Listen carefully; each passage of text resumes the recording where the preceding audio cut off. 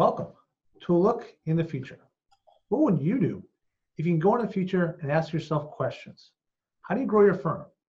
How do you transition to advisory services? And take the mystery out of what that term even is. Well, luckily for us, we can just ask the time traveler himself, Paul Latham, and learn the knowledge we need in our firms to evolve into advisory services and become the most relevant advisor to our clients. That's the key word. And Paul brings three amazing things with him. Number one, he's built a successful accounting practice in the UK, so he understands us accountants. In fact, he built his firm to an advisory powerhouse, which sold for $45 million in 2001. Number two, he's taken a business public, building to a market value in excess of $400 million. So he really understands what business owners need and value, and what we as accountants need to provide to them. And finally, as I said, number three, we luckily don't need to invent time travel. We can just ask Paul and learn from the transition he made 20 years ago in the UK into providing business advisory services. As the trend is here today, and firms of all sizes and shapes need to get on board with this. As always, I'm Garrett Wagner, your entrepreneurial CPA channel host, and I'm excited to be joined by the one and only Paul Latham of Hayden Rock Solutions. Now, Paul, after the most recent few episodes, we've had a ton of audience questions asking about this topic you and I both love, intangibles. And specifically, how does this impact CPA firms, which makes sense. Everyone wants to know, like, how does this apply to me first? So Given that, Paul, why don't you kick us off about how this topic of intangibles applies really specifically to firms today so they can transition into advisory services? Okay, yeah, will do, Garrett. Let me just get my screen up. By the way, apologies in advance if I start coughing in the middle of this episode. That's because I have a sort of really annoying cough. And so basically, as you said, recent episode, we talked about the history of competitive advantage and how we're in the era of intangibles. And it's very important that you use intangibles in creating your competitive advantage in the early 21st century. And then we went on to talk about the difference between gas and fluids and solids. And obviously, particularly the importance of creating solid intangibles. And as you say, we've had questions about how this may relate to CPAs, might impact on their CPA business. So I'm just going to take you back a little bit. Remember, again, in a previous episode, we discussed almost like thinking of creating boxes of service products. And an example might be most relevant advisor. You used that expression a couple of minutes ago. And the CPA wants to position themselves as most relevant advisor. And that's sort of their box of product.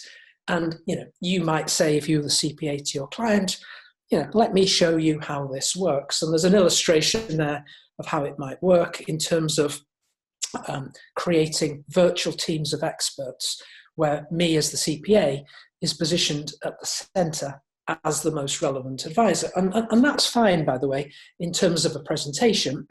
But as we would say in England, it's sort of, it's just words. And there may be good words, they're intangible words, and in England we'd probably call it bullshit. So how do you actually take those bullshitty words and make it feel a bit more real to the client? And this obviously takes a bit of thought. And I think CPAs can take that positioning then quite a lot further. And the place to start is to sort of think about, well, what are the weaknesses of most small CPAs? And I've just jotted a few down there, but their weaknesses are, on the whole, your 1, 2, 3, 4 partner CPA firms relatively are quite small. They lack depth of resource. Typically, those 1, 2, 3, 4 partner CPA firms are weaker than the local sort of bigger to medium-sized firms, and they survive through their strength of relationship, their trusted status, and probably to some extent the client's inertia to change. So what you're really thinking about here is, okay, so we've got this concept, it's words. How do we create a solid virtual team of experts? And really the answer is to use technology, so that you can use technology to address your size weakness and basically to leapfrog those bigger CPA competitors. And I'm going to use the example of the Hayden Rock Solutions Biz platform just because it's easy for me to show you that and make the thing feel real. But anyone can do this. So if we bring up here a screenshot of the Biz platform, it's shown there as Hayden Rock, but the CPA would be branded in their own name. In the middle there are your various value proposition messages. We'll clarify your personal direction, we'll clarify your business direction, proactive planning, and so on. But then an element of that, in terms of how we do it, is the expert zone. You can see there the little tab that says expert zone, and that expert zone is then positioned so that it becomes part of how the CPA brings the value proposition to life and helps them to actually look different. So if the client were then to go onto the CPA's expert zone, they would bring up a list of people. I mean, this is just a small snapshot. You can see, 10 names there. But that expert zone virtual team might consist of 70, 80, 90, 100 different experts. And the way it works is the CPA creates their tailored CPA virtual team in literally any combination to suit that CPA. It takes, I was going to say minutes, it takes seconds actually to create their virtual team. And what the CPA does is sort of create a virtual team by combining, there could be national experts, seriously expert people who work across the USA in solving spectacularly difficult problems or bringing real high value solutions. They could be regional experts that only work within a certain state or states or area of the USA.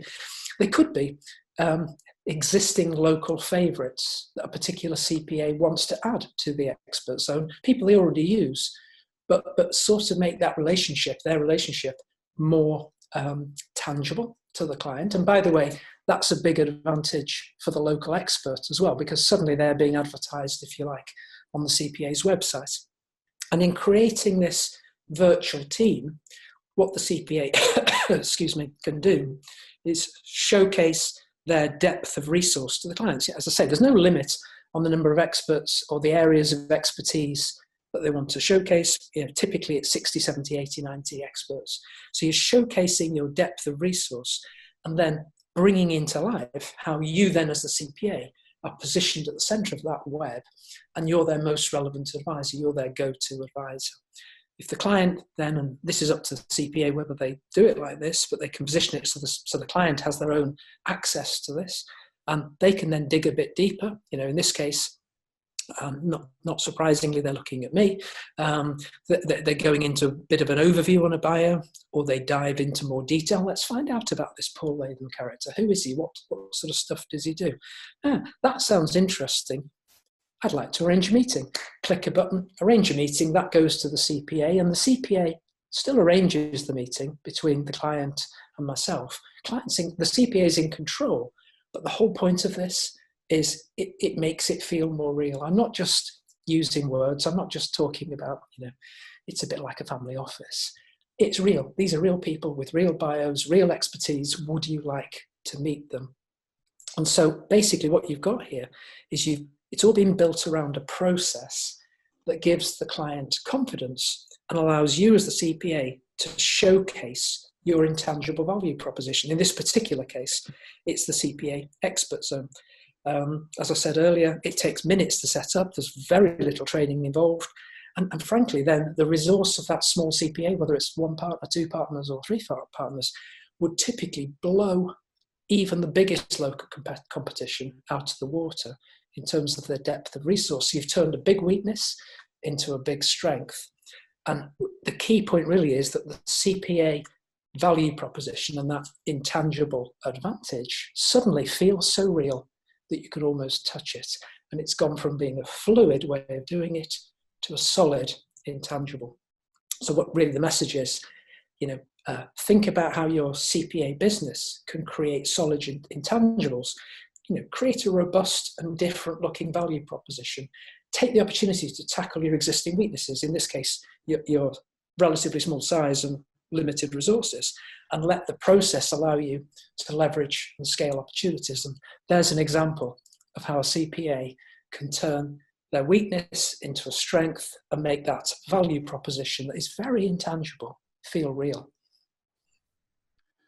Paul, I love it as always. And that's, like you started with this, and I started it myself, you're that most relevant advisor. We talked about it before. That means you're the first person the client calls. And as we know, you're not always getting tax advice. They want help with whatever it is. Yes. And this gives you that power to always be that first call, and you get to say, okay, perfect. Here's your problem. Here's your issue. I've got the solution provider for you. And on that hub, I pull it together. And like we've always said, there's things that we do internally, and there's things we don't. Those things we don't have to feel bad about, I got to go find someone to do that. Yeah. It's like that. And basically, the whole system of traditional referrals means that the CPA loses control, because inevitably what they're then doing is they're referring outside their business, and they basically lose control. They lose revenue. They just don't win from that relationship. Whereas this way round, they've turned it round so that actually the expert zone, if you like, exists around the CPA. So it actually brings the strength to the CPA, and you've turned basically a big weakness into a big strength. Yeah, and we found as well for firms we work with, our own firm, like you then also build relationships with those experts. Of course. So you feel more close to them, who they are. It's not just, you need someone that does this, I can find it. Oh yeah, Joe, Paul, Bob, whoever it is, they're part of the team. That I work with them all the time, and you're building that camaraderie, just like a family office. Well, it feels more real to everybody. It feels more real to the CPA, it feels more real to the experts, as you say, those local experts, and it feels more real to the clients. And suddenly it's real, and it's not just gobbledygook words. Yeah, it's not just talking points, not you trying to pull it together. It's not you doing things you can't do.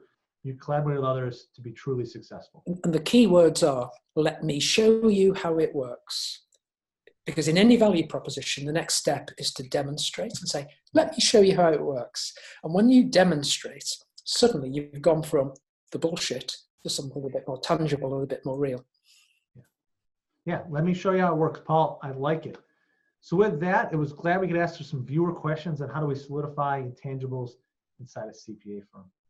And speaking of this, we always talk about this. Me and Paul, we're getting ready for these episodes, how surprised most firms are. They don't realize how far in the past they are. And we think it's time where you stand today. How solid are your intangibles? And the best way to do this is take your free biz survey. There's a link below. Click on it. It's an objective assessment of how solid your intangibles really are. It's a special offer for watching the show. You can get your free biz results and a quick meet with us to see where you stand. Like I said, I highly encourage you to take a few minutes and take that test. As always, thank you for watching. Don't forget, you can click the link, subscribe to the YouTube channel, stay up to date. And as always, we challenge you today to take action to change the world and invest in yourself.